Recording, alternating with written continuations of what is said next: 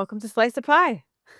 Hi. Slice of Hi, pie. everybody. This is our last recording of the year. So this will drop on Christmas week. So we do have some festive questions for you. Christmas pie. Christmas pie. That be What is Christmas pie? What do you, fruitcake. what do you put your thumb in? Isn't that a Christmas pie? Oh, Plum pie? plum pudding. I don't know. I don't I know. don't know. We don't know. All right. Well, I'll get started. This first one is for Kurt. It's from Christine. Kurt, I recently caught wind of some exciting news that has me buzzing. Your new project with Jason Momoa about an outlaw motorcycle club. As someone who absolutely lived for Sons of Anarchy, the idea of you delving back into that universe, even if it's a completely fresh take, which I'm sure it will be, has me incredibly hyped. I can only imagine the kind of gritty storytelling and compelling characters you'll bring to life. I know it might be super early days, but if there's anything you are able to tease about the general vibe, the direction, or even just a tiny hint about what we can look forward to, I would be beyond thrilled. No worries if it's still under wraps. Of course, I'll be patient, or maybe not so patient, waiting for official announcements. Well, I think you answered your own question, Christine. Yeah, I really can't say much, obviously, than what's already been said. It's really the externals that are much different. It takes place in New Zealand, and it's a bigger world in terms of the tribal component, obviously. So that's exciting, and being able to dive into some mythology with that. But and excited about working with Jason and his folk, and we're just in the process of talking about story. So it's moving forward, but it's still very early. So when I'm allowed to say more, I will say a lot. Awesome. Okay, well, this one's for you, Katie. It's from Lowcat, Myra Low. Katie, I know that the last backup band you had has all gone on to other things. Any chance you'll put together another band and maybe tour a little bit, or put out an episode or CD? Either way, it's great to hear you sing, even if I have to wear out my current CD collections of your music. And secondly, do you have any projects or movies that you want to tell us about that's happening in 2026? Okay.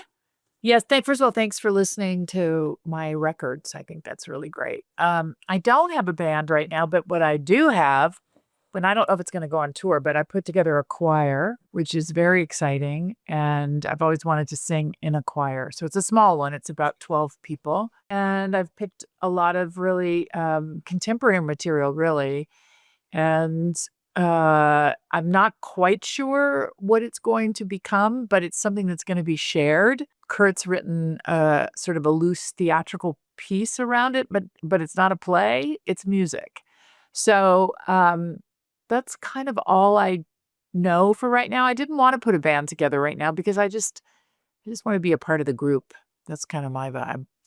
And just for as far as things coming out, I did a show last year that's coming out in March. It's called One Piece for Netflix.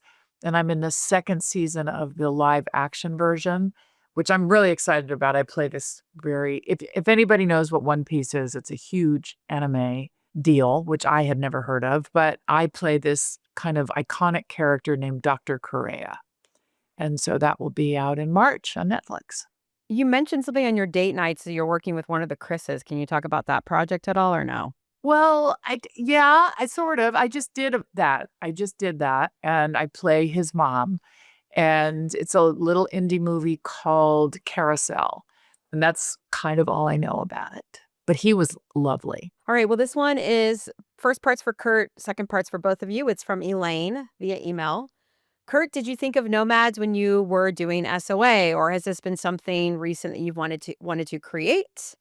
And then the second part is, what is your favorite pie, both of you, and why? No, Nomad was an idea that I had. I don't know when I had the idea. I what I'll do is I'll have bits and pieces and notions and stories and dialogue and ideas, and I'll write everything down.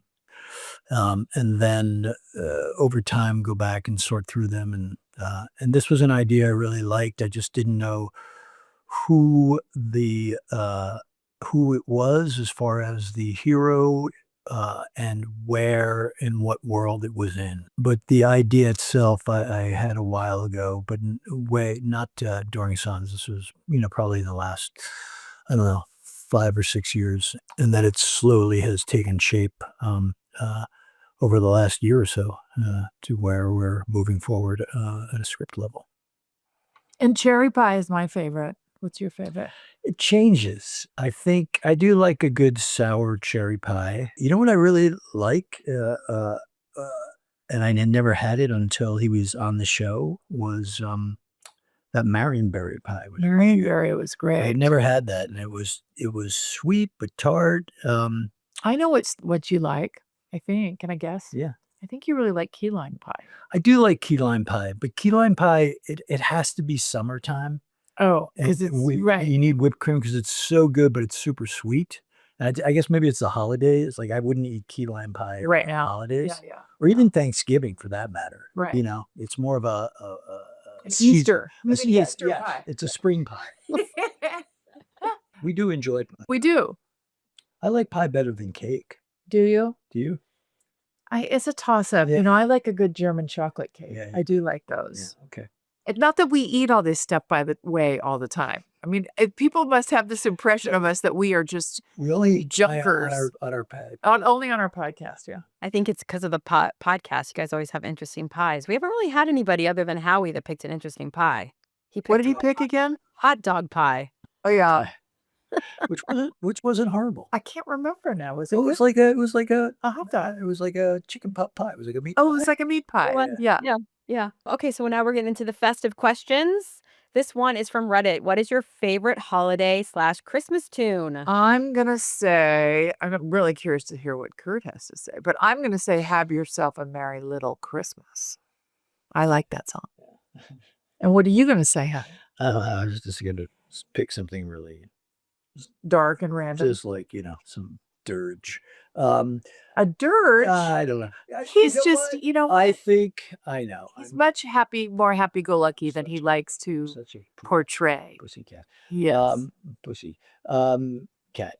What is the song "Chestnuts Roasting on an Open Fire"? Yeah. Or is it There's some some Holiday Inn? Holiday Inn. The movie Holiday Inn with Bing Crosby and I don't know. it's like white. It's like the companion piece to White Christmas. What? I just saying on an open fire. It's the Jack- Christmas song. Yeah, what'd you say? Have yourself a Merry Have Christmas. yourself a Merry No, Christmas. it's called the Christmas song. Oh, it's called the Christmas song because Singing on an open fire. Yeah. We're getting Yeah, involved King in that. Cole Oh, sings okay. it too. So it's called the Christmas song. Yeah. I How just Googled it. unoriginal of me to choose the Christmas song, but I think that's my favorite one. He likes the chestnuts. I like roasting. chestnuts. It was written in July 1945 during a heat wave. Oh my, My. that's And so first fun. recorded by Nat King Cole in 1946. Who wrote it? Mel Torme and Bob Wells. Mel A couple Torme? of nice Jewish guys. Yeah, I was going to say that. Yeah, Jewish guys, of course. Most of those songs. nobody who sold Christmas. Okay, another one. What is your favorite holiday Christmas movie and why? Oh boy. Oh, well, I know mine. I'm going to say Elf. Oh.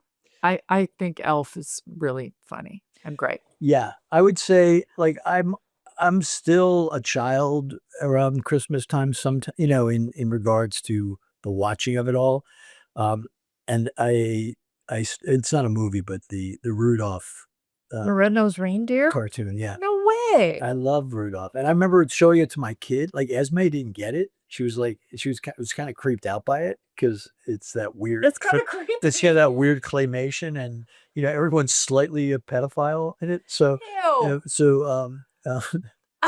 but you know what I mean. Everyone's like touching elves and playing with their teeth.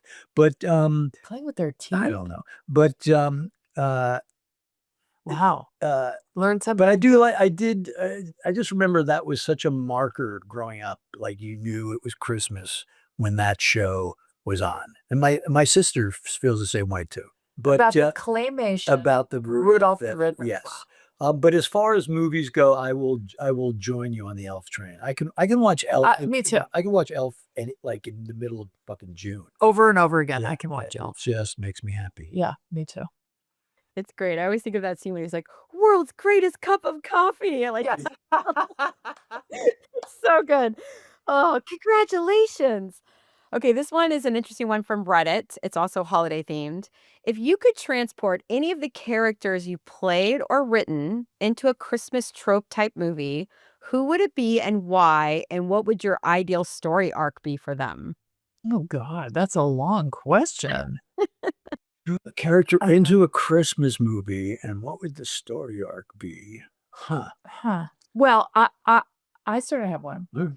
I would put John Ritter, who I was on 8 Simple Rules with. I would put him in a holiday movie. And the storyline would, You'd have to be in it though. yes, and I'd have to be in it. And the storyline would be, because, John Ritter was one of the kindest and funniest people that I'd ever met. And it's still to this day that I've ever met. So I don't think he would be Santa. He would be, what he'd be? He'd be some like mischievous elf. And that was like maybe trying to not undermine Santa, but pulling like pranks on Santa because he was a big prankster. So I don't know what he'd do. He'd put a hole in the Christmas bag or something, or Wasn't he in Bad Santa? Didn't well, that was Billy Bob. I think But I don't Bill- think I thought well, Billy Bob put him in Bad Santa, or was he passed by then? I think he had passed by then. I thought he was. But that's who because I think that John Ritter was such a Holy Spirit. I'll go ahead and say it and still feel that way. John Ritter was in Bad Santa. I just got Was a that- He was? our Patreon people. Elaine said he was. Yeah, he played like a store manager or something. I don't know. He was like it was an incidental. Clearly, he did it for Billy. Right. They were very close. I would say if I had a character, I would put. I would like to see a Grinch-like version with Tig. Oh yeah, he could be Grinchy. You know what I mean? Just try to have a good time, and then just people pissing him off, but really instead of taking gifts, just taking inappropriate things from their house and just doing, I don't know. Yeah, that would be my pitch. That would be very funny. Hello, everybody. It's Katie. I am a bit of a skincare junkie. I really do love good skincare, and I just wanted to talk a little bit about this new product I found. It's by Revision. I have these 2 things that I found. This is the DEJ Daily Boosting Serum, and what this is it kind of, the slide's not great, but it kind of boosts, brightens. It's just a good serum to put on. The other product that I've just found, which I do love, is a good tinted moisturizer. This one is 45 SPF, which is very hard to find that high in SPF. Again, Revision Skincare. Here we go. Right. I'll apply some since I'm going out in the sun.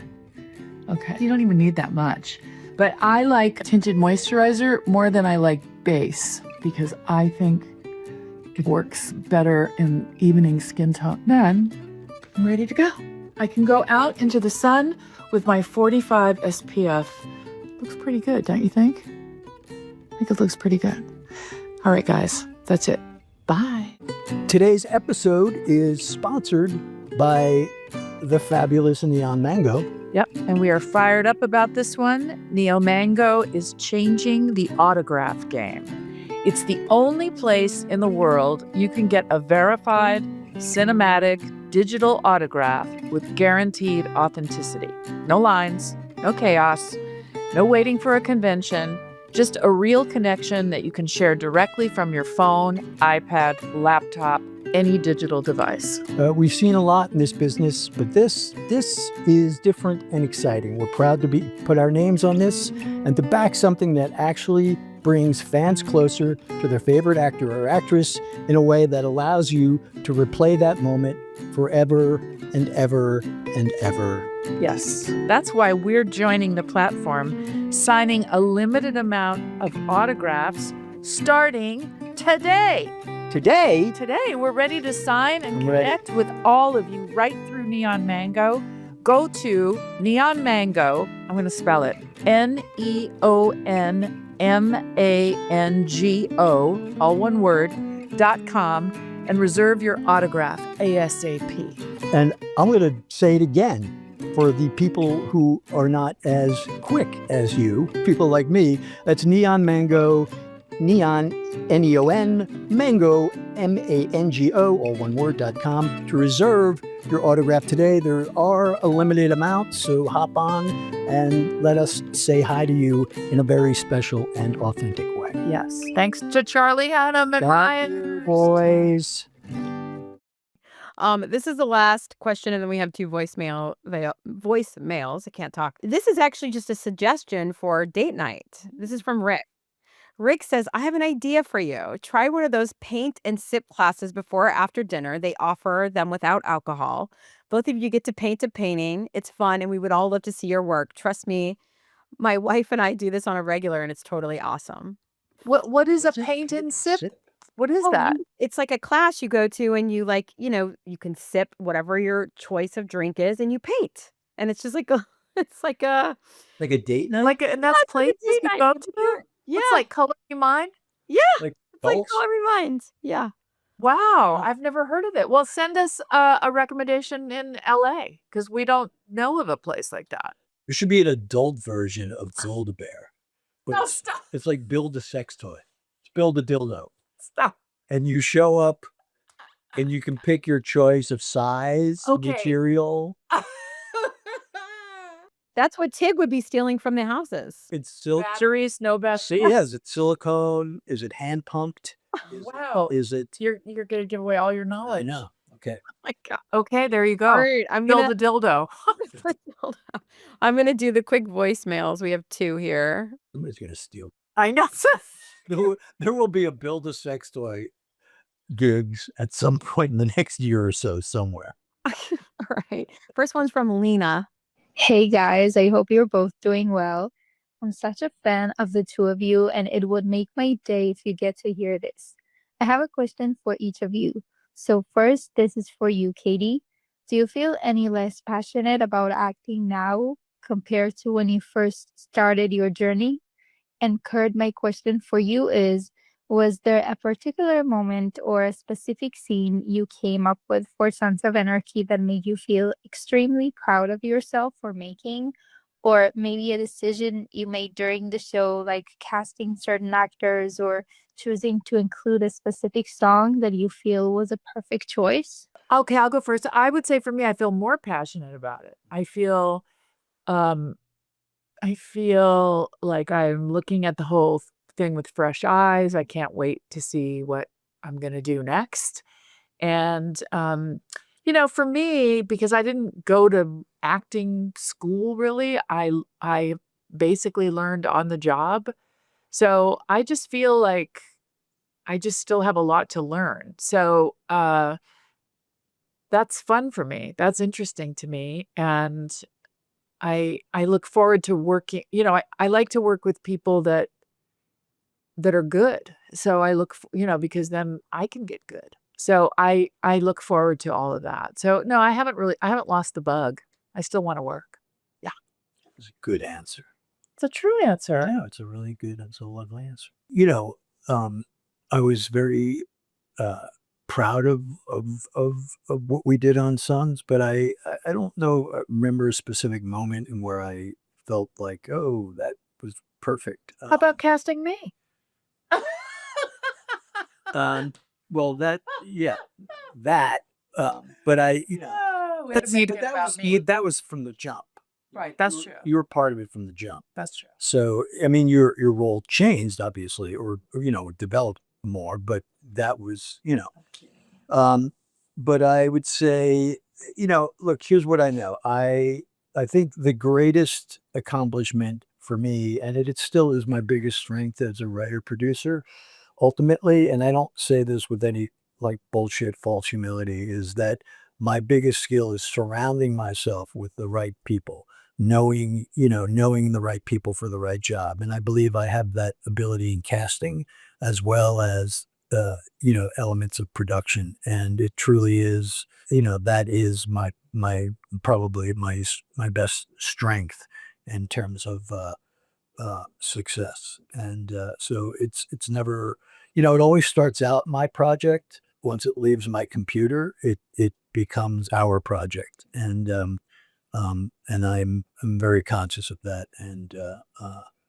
I'm grateful for that. It's a lovely answer. I would throw in though too for Kurt. Kurt gets really, he loves writing with music, and I think that when he finds a piece of music that either, I'm just speaking for you, either I see that.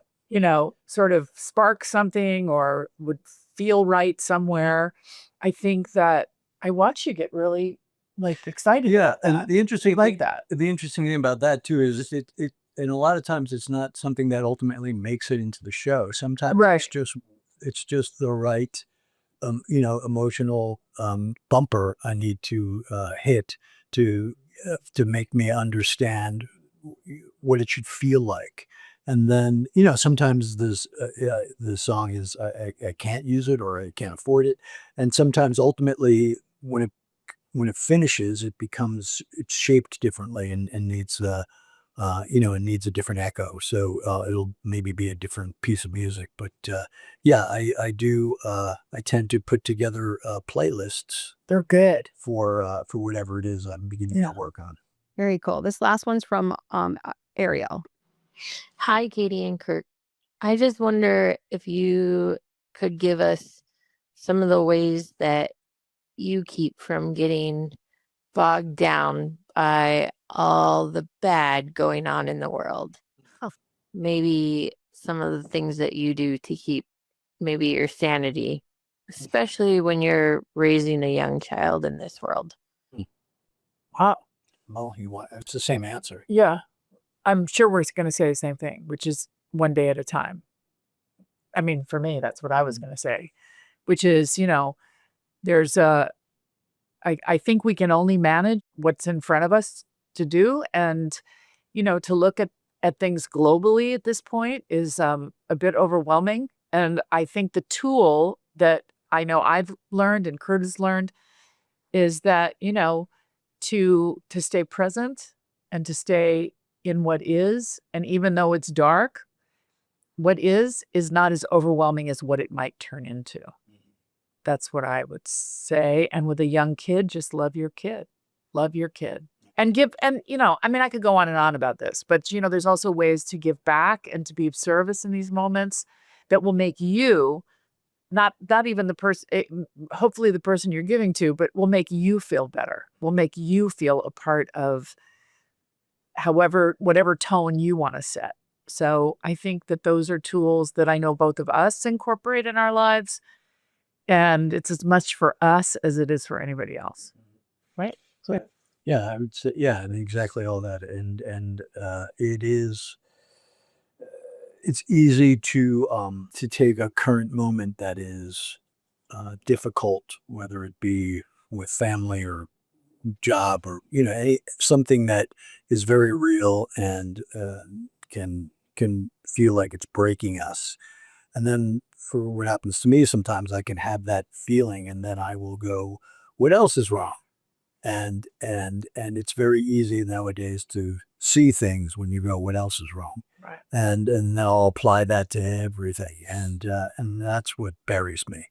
I always say it's not the feeling, it's the feeling about the feelings, and that's what fucking kills me. So just keep it right sized and make it about what it is, not what, as Katie said, what it could be, because that's very rarely is the response to that a good one. So and Keep faith. keep the faith. Have faith. Well, before we end, I have a question for you. I think this is a good one. Why did you decide to do the Skull Pedal brand? Can you tell the listeners about it? Well, I think we'd always sort of thought about doing something. And, I know for me, I go and I do autograph signings and I see the fan base like up close and personal. And it really did come out of like, oh, we should we should do something for this because there's a lot of love for that motorcycle community and what Curt brought to the television, and I went along. So I think there was some of that. I think we're both at a place where it's interesting to try new things, and this was something that we've never done this. And so the first thing we did though is we asked somebody who does do this, who sells a lot of hats. They have a hat company. We asked them, we told them our idea, and they thought it was a great idea. So we were like, okay. And so it's kind of like what I just said. We've been moving one step at a time, and it's turning into something. And asking for a lot of help. Yeah, we gave a lot of help. And it was, we got some great advice, and we obviously leaned into things we knew and communities that we were familiar with, but we also, I feel like we brought our sense of what we like and what we, might sport. And it happens. It sort of, once you start doing things and consistently, and you do the next thing and the next thing, and then suddenly it's there. Yeah. And now we do the next thing, and we'll see where it goes. Ideally, we'd love to build it out, and right. But we're really proud of the product, and we really think we're genuine in our idea of wanting to somehow incorporate for lack of a better word, community or family or service element into it, and we'll figure all that out. Yeah, we want to monetize it too. Yeah. Oh yeah. I mean, not to just but there is, I don't want us to sound so altruistic. No, we don't. There was also that. we don't Somebody wanna presented lose money. we don't want to lose money. But I will say we didn't come into it thinking oh, let's make bank. That wasn't the deal. It was more let's see if we can do this and not lose a lot of money. Do something cool. Yeah, do something cool. Yeah, we wanted to do something cool. And, we both have been in show business our entire lives. So it's just been great to think about something else. So, and to use that creative spirit in a different format. And I do love clothes. So I will say that. It's very cool. So people can go to skullpedal.com, right, to check it out. Yeah. Skull Pedal brand. Got it. We'll put a little thing at the bottom. Yeah. That's very, very cool. Very cool. Well, I guess that's it. Happy holidays. Yes. Happy holidays. Thank you. We'll see you next pie season.